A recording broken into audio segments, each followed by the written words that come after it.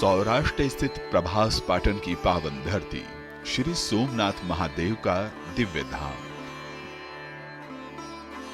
जो है 12 ज्योतिर्लिंगों में प्रथम। सदियों से प्रभास तीर्थ भगवान सोमेश्वर के भक्तों की अटूट आस्था का केंद्र है। कहा गया है, सोमलिंगम नरो दृष्ट्वा सर्व पापै प्रमुच्यते, यानी सोमनाथ के दर्शन मात्र से मनुष्य सभी पापों से मुक्त हो जाता है।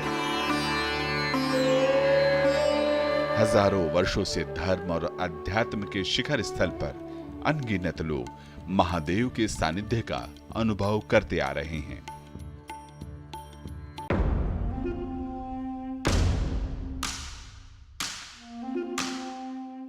लेकिन काल चक्र में वो तारीखें भी दर्ज हैं जब इस पवित्र तीर्थ का विध्वंस करने के लिए कुटिल आक्रांताओं ने दमनकारी प्रयास किए। ऐसा पहला प्रयास हुआ आज से ठीक 1000 साल पहले। साल था 1026। महमूद गजनवी ने इस तीर्थ पर बर्बरता की थी। न सिर्फ मंदिर को तोड़ा बल्कि पावन शिवलिंग को खंडित किया। यहां तक कि उसके खंड को मस्जिद के फर्श में लगा दिया गया ताकि आने जाने वाले लोगों के पैरों तले सनातनी आस्था को रौंदा जाए। यह सिलसिला यहीं नहीं रुका। आने वाले दौर में बर्बरता का चेहरा बदला, लेकिन दमनकारी सोच वही रही। फिर चाहे वो अलाउद्दीन खिलजी हो या सुल्तान मुजफ्फर, महमूद बेगड़ा हो या औरंगजेब,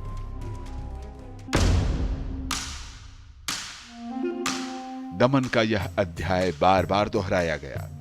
कोशिश थी कि घंटियों की गूंज शांत हो जाए और आस्था की लौ बुझ जाए।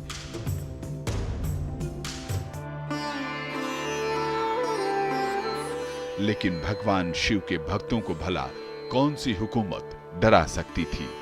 अपने आराध्य के लिए अनगिनत सनातनियों ने अथक संघर्ष किया। हजारों लोगों ने अपना खून बहाया ताकि भगवान सोमेश्वर का यह तीर्थ क्षेत्र सदैव लोगों के जीवन को आलोकित करता रहे। और यही तो सनातन की चिर निरंतरता है, जहां आस्था सीमाओं से परे है, जो लोगों के हृदय में और रगों में समाहित है, जहां हर श्वास महादेव से जुड़ी है, हर स्मृति महाकाल में एकाकार है।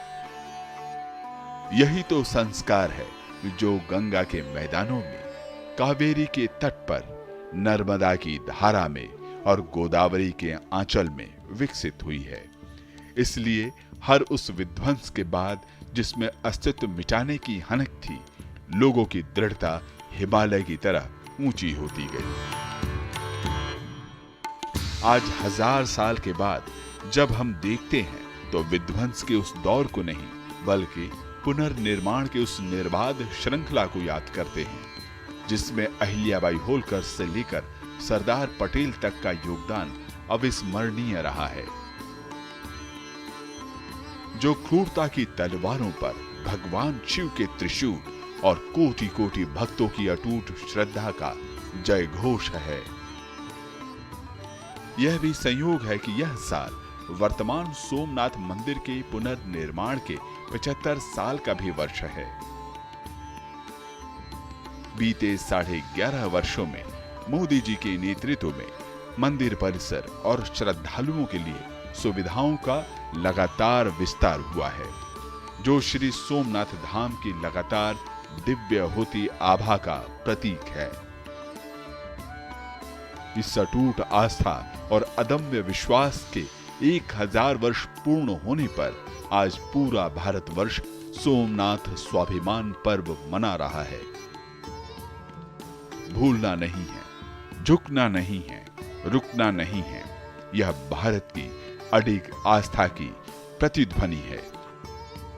श्री सोमनाथ महादेव की कृपा से आज जब देश विकसित भारत के संकल्प को लेकर आगे बढ़ रहा है, तो यह तीर्थ हमें प्रेरणा देता है कि बाधाएं कितनी भी बड़ी हों, उससे काफी बड़ा हमारा हौसला है।